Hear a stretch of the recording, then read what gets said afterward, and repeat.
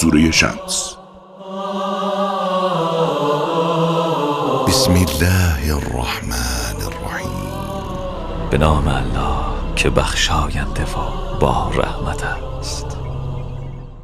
والشمس وضحاها. قسم به خورشید و نور فراگیرش. والقمر اذا تلاها. و قسم به ماه که بعد از آن درآید. والنهار اذا جلاها. و قسم به روز که زمین را روشن می کند. واللیل اذا یغشاها.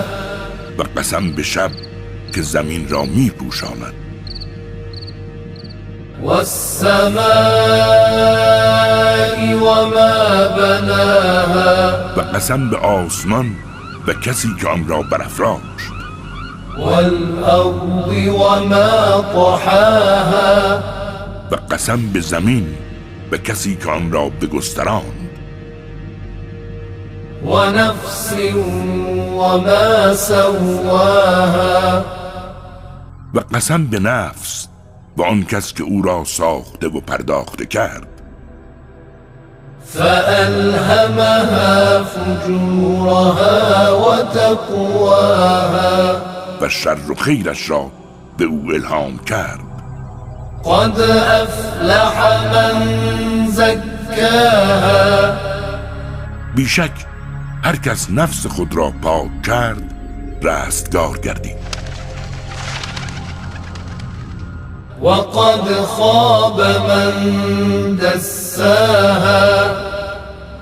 و هر کس نفس خود را آلود نومید و محروم شد. كذبت ثمود بطغواها. قوم ثمود حقایق را از روی سرکشی انکار کردند. اذ انبعث اشقاها. آنگاه که شقی‌ترین آنها برخاست. فقال لهم رسول الله ناقة الله وسقياها. پیامبر الهیشان گفت شتر الهی را به آبش خورش واگذارید. فكذبوه فعقروها. اما آنها او را تکذیب کردند و شتر را کشتند. فدمدم عليهم ربهم بذنبهم فسواها. و سرانجام نیز پروردگارشان به خاطر گناهی که مرتکب شدند آنها را گرفتار عذاب نمود و سرزمینشان را با خاک یکسان کرد. ولا يخاف عقباها. و خدا هرگز از عاقبتشان بیم ندارد. راست گفت خداوند بلند مرتبه و عظیم. کاری از مؤسسه پیامبر مهر و رحمت صلی الله علیه و آله و سلم.